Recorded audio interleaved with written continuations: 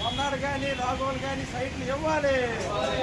అందరికీ వడ్డీలతో సహా డబ్బులు ఇవ్వాలి.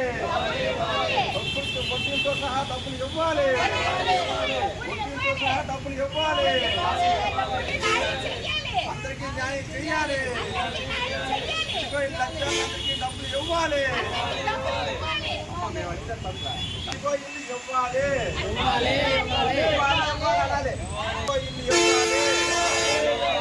డబ్బులు కట్టే ఇవ్వాలి.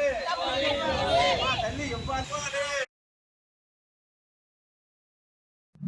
ఏవి9 టీవీ వార్తలకు స్వాగతం. వార్తలు చదువుతున్నాను కొండేటి.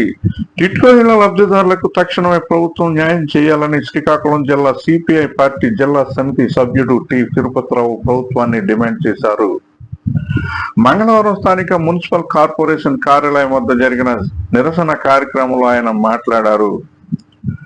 2017-18 సంవత్సరంలో అట్టహాసంగా ప్రారంభించిన టిట్కో ఇళ్ల పథకాన్ని ప్రభుత్వం పూర్తిగా అశ్రద్ధ చేసిందని ఆయన ఆరోపించారు.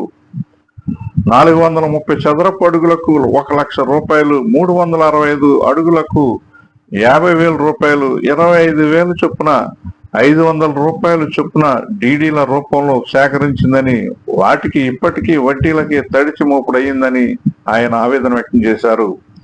సుమారు 9 సంవత్సరాల నుండి లబ్ధిదారులకు ఏ విధమైన న్యాయం జరగలేదని అన్నారు.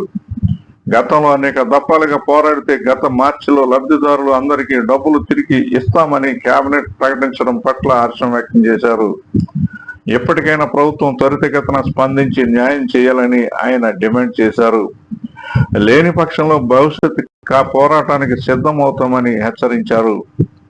ఈ నిరసన కార్యక్రమంలో L Umamahesh, B Rajeswari, P Anuradha, E Lakshmi, K Mangamma, P Chandravati, K Srinu, J Nageswararao, Kumaraswamy, E Ramarao, B Harish, Ramakrishna, Rasool తదితరులు పాల్గొన్నారు.